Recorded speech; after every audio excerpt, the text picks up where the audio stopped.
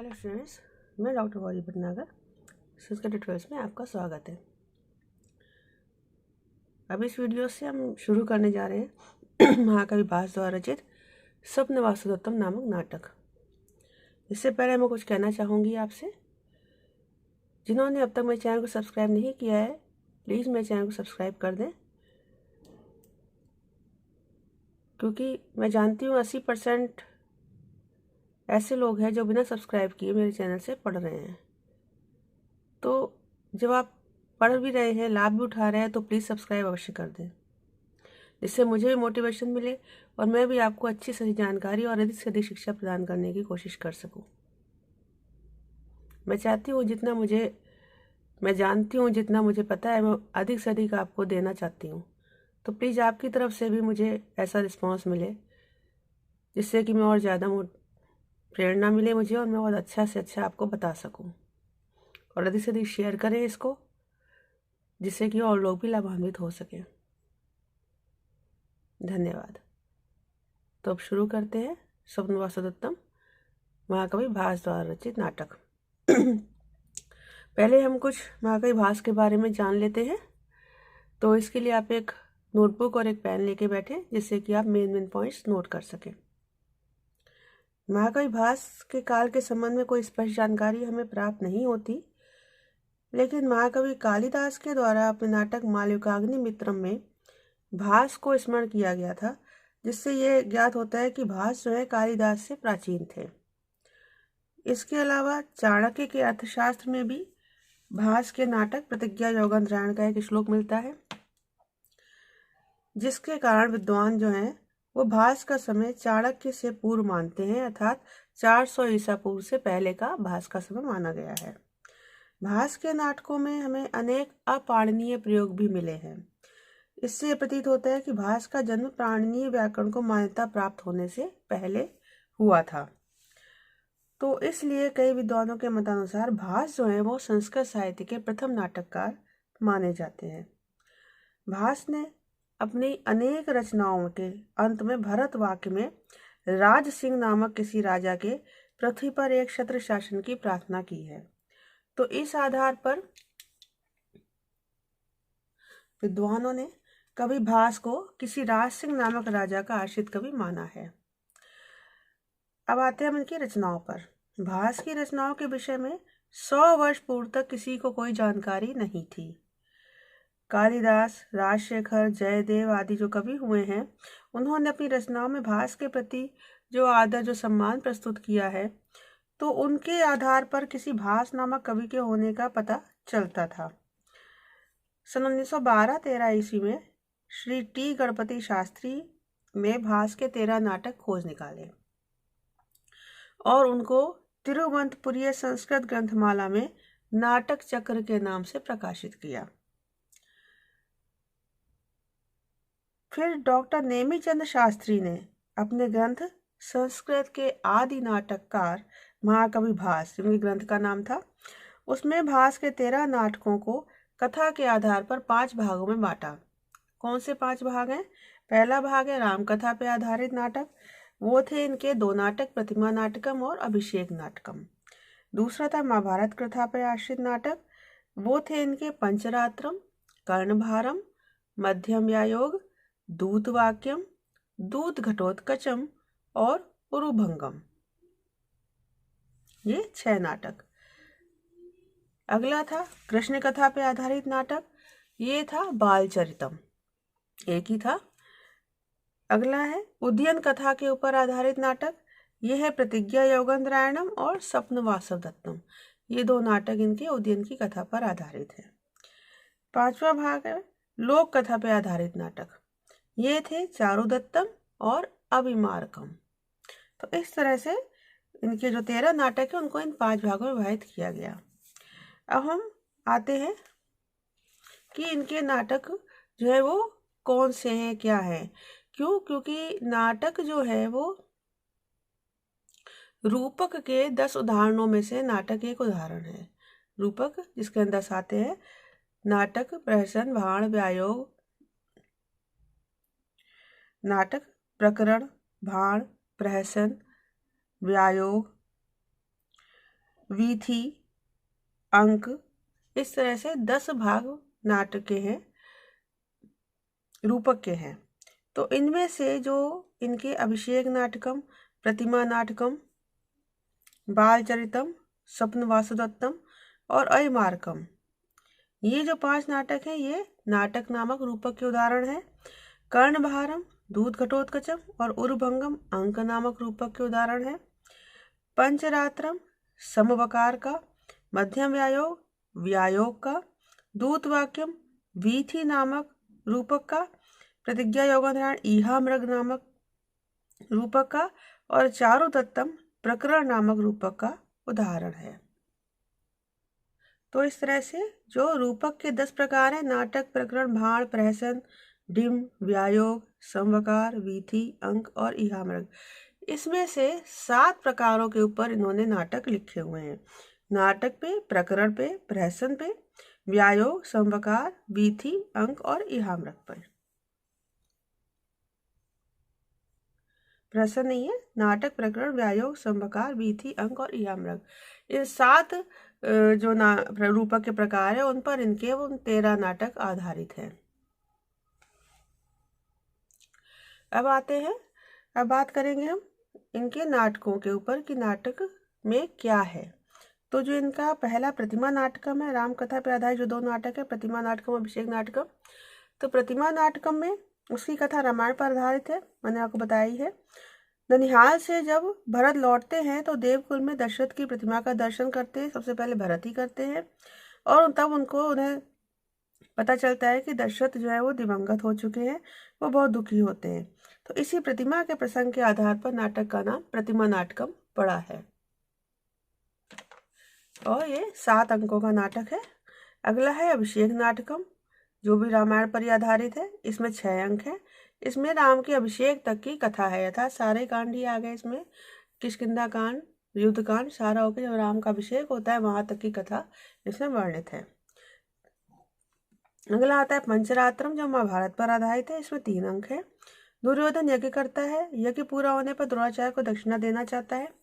तो दक्षिणा में द्रोणाचार्य द्वारा पांडवों के लिए राज्य का भाग मांगे जाने पर इस शर्त का स्वीकार करता है कि 5 रातों में पांडवों का पता द्रोणाचार्य लगा ले। द्रोणाचार्य बात स्वीकार कर लेते हैं और इसी के आधार पर इसका नाम पंचरात्रम पड़ा है। अगला हम आते हैं मध्यम व्यायोग पर। मध्यम व्यायोग में पांडवों के वनवास काल में भीम के द्वारा अपने पुत्र घटोत्कच के चंगुल से एक ब्राह्मण बालक को मुक्त कराने का वर्णन है। नाटक मध्यम शब्द उस ब्राह्मण बालक के लिए और भीम के लिए प्रयोग किया गया है, क्योंकि ब्राह्मण बालक भी अपने परिवार में बीच का मध्यम बालक था। पहले बालक को वो ब्राह्मण नहीं देना चाहता था, राक्षस को, और छोटे बालक को उसकी पत्नी नहीं देना चाहती थी। तो बीच वाला जो बालक था वो उसका भोजन बनने के लिए चला जाता है। इधर मध्यम जो है भीम थे, भीम को मध्यम पुत्र कहा जाता है कुंती का। तो इन दोनों के लिए मध्यम शब्द प्रयोग किया गया है। अगला हम आते हैं कर्णभारम। ये एकांकी नाटक है। इसमें द्रोणाचार्य की मृत्यु के बाद कौरवों की ओर से जब कर्ण को सेनापति नियुक्त किया जाता है और युद्ध का भार कर्ण पर आ पड़ता है, तो इसी इन बात को आधार बनाकर इसका नाम कर्णभारम पड़ा है। और इस बीच क्या होता है, ब्राह्मण का वेश धारण करके इंद्र पहुंच जाते हैं और कर्ण के कवच और कुंडल मांग कर ले जाते हैं। फिर कर्ण उनसे कहते हैं इसके बदले आप मुझे कुछ ऐसी चीज दो जिससे कि मैं युद्ध कर सकूं। तो वो बदले में अमोघ शक्ति कर्ण के पास भेज देते हैं, और वो अमोघ शक्ति एक बार ही प्रयोग होने वाली होती है, जिसको कि युद्ध के समय भगवान कृष्ण जानते होते हैं, और वो कर्ण के द्वारा वो अमोघ शक्ति अर्जुन के स्थान पर घटोत्कच में प्रयोग करवा देते हैं। अगला है दूत वाक्यम, वो भी एकांकी नाटक है। इसे पांडवों की ओर से दूत के तरह संदेश ले जाते हुए कृष्ण का वर्णन किया गया। श्री कृष्ण जो दूत बन के गए थे पांडवों के। अगले पे आते दूत घटोत्कचम। इसमें अभिमन्यु वध के बाद घटोत्कच दूत बनकर श्री कृष्ण का संदेश लेके जाता है, लेकिन यह घटना महाभारत में कहीं पर भी नहीं मिलती है और इसे भरत वाक्य भी नहीं है। तो यह संभवतः कवि की काल्पनिक रचना है। अगला देखेंगे उरुभंगम। इसमें क्या है, भीम द्वारा दुर्योधन के उरुभंग की कथा है। इसमें दुर्योधन भीम के गदा युद्ध का वर्णन है। इसे भीम दुर्योधन की जंघा पर गदा मारकर उसकी जंघा तोड़ देते हैं। उरु मीन्स जंघा। अगला हम आते हैं बाल चरितम में। बाल चरितम में श्री कृष्ण की लीला का वर्णन है। ये 5 अंकों का एक पौराणिक नाटक है। अगला है प्रतिज्ञा योगेंद्रायण। इसमें क्या है, वत्सराज उदयन के द्वारा उज्जैनी के राजा प्रद्योत की कन्या वासुदत्ता के हरण का वृत्तांत है। प्रद्योत द्वारा उदयन के बंदी बना लिए जाने पर मंत्री योगेंद्रायण जो है वो उदयन को छुड़ाने के लिए और वासुदत्ता का विवाह उदयन से कराने के लिए प्रतिज्ञा करता है। इसीलिए इस नाटक का नाम प्रतिज्ञा योगेंद्रायण रखा गया है और ये 4 अंकों का नाटक है। अगला है स्वप्न वासुदत्तम। इसमें वत्सराज उदयन का उज्जैनी के राजा प्रद्योत की पुत्री वासुदत्ता के साथ स्वप्न में मिलन होता है। उदयन का मंत्री योगेंद्रायण अपने बुद्धि कौशल से उदयन का अपहृत राज्य भी उसे दिलवाता है। नाटक में उदयन का पद्मावती से विवाह का वर्णन भी रोचक है। ये 6 अंकों का नाटक है और यही नाटक अब हम पढ़ेंगे। इसमें थोड़ा सा और आपको बता देती हूँ मैं। जो स्वप्न वासुदत्ता नाटक है, यह नाम नाटक की घटना विशेष के आधार पर रखा गया है। नाटक के 5वें अंक में राजा उदयन जो है शिरोवेदना से पीड़ित पद्मावती को देखने के लिए समुद्र गृह में जाता है। वहां उसे नहीं पाता तो प्रतीक्षा के लिए वहीं लेट जाता है और लेटते सो जाता है।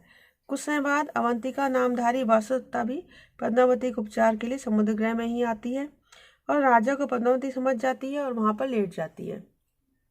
कुछ समय बाद जब उसको भान होता है कि ये राजा उदयन है तो एकदम उठ जाती है। तब तक राजा भी स्वप्न में उसे देखता है। वासुदत्ता जो है संकोचवश राजा का हाथ जो नीचे लटका होता है उसको ऊपर उठा के रख देती है। तो राजा को स्पर्श होता है उस वासुदत्ता का, एकदम उठ के भागता है उसके पीछे, लेकिन द्वार से टकरा जाता है और वहीं रुक जाता है। नाटक में बड़ी सरस सी घटना है ये और इसी के आधार पर इसका नाम स्वप्न वासुदत्तम पड़ा है। अगला है चारुदत्त। यह 4 अंकों का नाटक है। इस नाटक में एक निर्धन ब्राह्मण चारुदत्त और एक गुणवान वैश्य बसंत सेना के प्रेम का बहुत ही रोचक और हृदय स्पर्शी वर्णन है। इस नाटक के आधार पर ही शूद्रक ने अपना मृच्छकटिकम नाम प्रकरण ग्रंथ लिखा था। अगला है अयमारकम। यह नाटक 6 अंकों का है। इसमें राजा कुंती भोज की पुत्री कुरंगी और सौवीर राम के पुत्र विष्णु सेन के साथ प्रेम और उसका विवाह का मनोरम वर्णन है। अयमारक जो है विष्णु सेन का ही दूसरा नाम है। विष्णु सेन ने एक बार अयमारक भेड़ रूपधारी राक्षस को मारा था, जिससे उसका नाम अयमारक पड़ा था और नाटक का भी यही नाम रखा गया है। संभवतः यह कथानक जो है किसी परंपरागत आख्यायिका से लिया गया हो, ऐसा कोई ऐतिहासिक उल्लेख नहीं प्राप्त होता। तो ये थे 13 नाटक जो महाकवि भास के हैं। और अब प्रारंभ करते हैं स्वप्न वासुदत्तम नाटक। तो स्वप्न वासुदत्तम जो 6 अंकों का नाटक है, इसमें प्रथम अंक में हम पढ़ेंगे। इसमें क्या है, इन शॉर्ट बताती हूँ आपको। योगेंद्रायण जो उदयन का मंत्री है वो एक सन्यासी का वेश धारण किए हुए वासुदत्ता को लिए हुए, जो अवंतिका का वेश धारण किए हुए, उसको लेकर तपोवन में जाता है। वहीं राजकुमारी पद्मावती आती है, जिसके सेवक घोषणा करते हैं इसको जो मांगना है मांग ले। तो ये जाकर वहाँ कहता है कि मेरी ये बहन है, इसको कुछ समय के लिए अपने संरक्षण में रख लो। पद्मावती मान जाती है और वासुदत्ता को अपने साथ रख लेती है और योगेंद्रायण जो है उसको सौंप के वासुदत्ता को पद्मावती को वहां से जाना चाहता है। तो तक ब्रह्मचारी आता है, वो बताता है कि वासुदत्ता के ना होने से राजा उदयन बहुत ही दुखी हैं, बहुत ही परेशान है। ये बात कहकर फिर वो बता के चला जाता है। उधर जो योगेंद्रायण है वो भी ये बात सुन के उसके बाद वासुदत्ता को वहाँ छोड़कर चला जाता है। राजकुमारी पद्मावती वासुदत्ता के साथ ही अंदर प्रवेश करती है तपोवन के अंदर, जो वहाँ की वो अपनी माता से मिलने को आई हुई है, महादेवी से मिलने के लिए आई हुई, जो तपोवन में रह रही हैं। तो प्रारंभ करते हैं। सूत्रधार नांदयन्ति तथा प्रविशति सूत्रधारा। नांदी के पश्चात सूत्रधार प्रवेश करता है।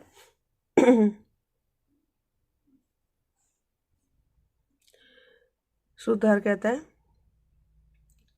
उदयन इंदु सवर्णा वासुदत्ता बलो बलस्य त्वाम पद्मावतीर्ण पूर्णो वसंत कमरो भुजो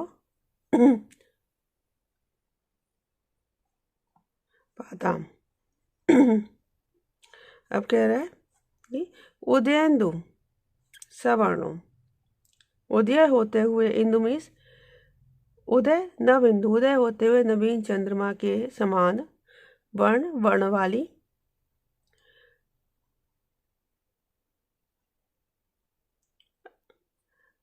आसवदत्ता अबलो। आसवदत्ता अपनी प्रिया, बोलो अपनी प्रिया को आसव मदिरा देने वाली। पद्मावतीर्ण पूर्णो,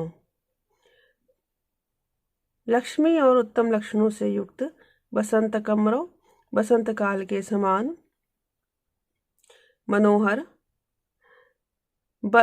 बलस्य भुजा, बलराम की भुजाएं, त्वाम पाताम, बलस्य भुजा, बलराम की भुजाएं, त्वाम पाताम, आपकी रक्षा करें।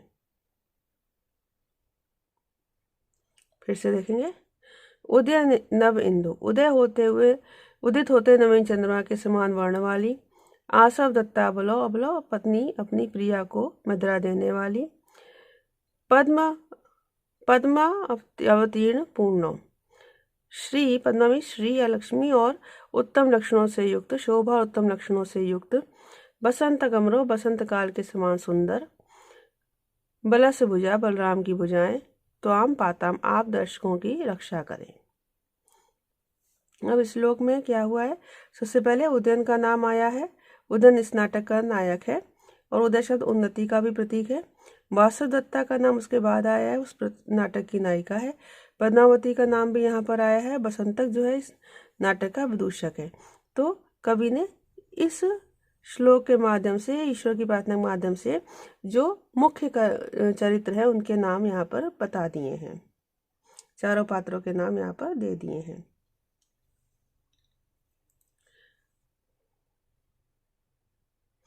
यहाँ पर कवि ने, इसके साथ ही कवि ने अपनी बुद्धिमत्ता का परिचय दिया है। चारों पात्रों के नाम की सार्थकता प्रतिचारितार्थ हो रही है। कैसे? उदयन वास्तव में उदयकालीन चंद्रमा की भांति नमस्कार के योग्य, उस चंद्रमा के समान ही सुंदर है और उज्ज्वल है, उज्ज्वल यश से युक्त है। वसुदत्ता मादकता युक्त सौंदर्य की प्रतिमा है, इसलिए यहाँ पर प्रयोग किया गया है। पद्मावती कमल के समान सुंदर है, शोभा से युक्त है और शुभ लक्षणों को लिए हुए है। बसंतक विदूषक है, बसंत की भांति मधुर चेष्टाओं से मुग्ध बना देता है और राजा का मन बहलाता है। तो इस तरह से कवि ने बड़ा ही सुंदर श्लोक यहाँ पर लिखा है, जिससे कि सब कुछ ज्ञात होता है। एवं आर्य मिश्रान विज्ञापयामि, यह आर्य मिश्रान आदरणीय जनों से मेरा निवेदन है। अरे किन्नु खलु मई विज्ञापन वगैरह, अरे मेरे निवेदन प्रारंभ करने से पहले ही शब्द श्रूयते, शब्द सा सुनाई दे रहा है। किम, कहाँ से सुनाई दे रहा है? अंग, अच्छा, पश्चिमी, देखता हूँ।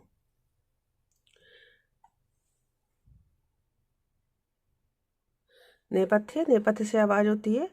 उससे दूसरा तार्या, हटो हटो महानुभावो, हटो। सूता कहता भवतो ज्ञातम, अच्छा समझ गया। नृत्य मगध राजस्य स्निग्धे कन्या अनुगामी भी दृष्टम उच्चार्यते सर्व तपोवन गतो जना। कहते मगध राजस्य कन्या अनुगामी भी, मगध राज की कन्या पद्मावती का अनुकरण करने वाले। स्निग्ध भृत्य, स्नेही सेवकों के द्वारा, उसके स्नेही सेवकों के द्वारा सर्व तपोवन गतो जना, सभी तपोवनवासी लोग दृष्टम उत्सारते, धृष्टता के साथ, अशिष्टता के साथ हटाए जा रहे हैं। फिर से देखेंगे। मगध राज से कन्या अनुगामी भी, मगध राज की पुत्री का अनुकरण करने वाले। स्निग्ध भृत्य, स्नेही सेवकों के द्वारा सर्व तपोवन गतो जना, सभी तपोवनवासी लोग दृष्टम उत्सारित, अशिष्टता के साथ हटाए जा रहे हैं। निष्क्रांता निकल जाता है। स्थापना, अभी प्रस्तावना यहाँ पे समाप्त हो गई है। यहाँ पे स्थापना प्रयोग किया है कवि भास ने, क्योंकि बाकी के नाटककारों ने हमेशा प्रस्तावना और आमुख शब्दों का प्रयोग किया है। स्थापना शब्द का प्रयोग जो है भास ने ही किया है। इससे पता चलता है कि भास जो है अत्यधिक प्राचीन कवि रहे हैं। तो इस वीडियो में इतना ही। साथ बने रहने के लिए धन्यवाद।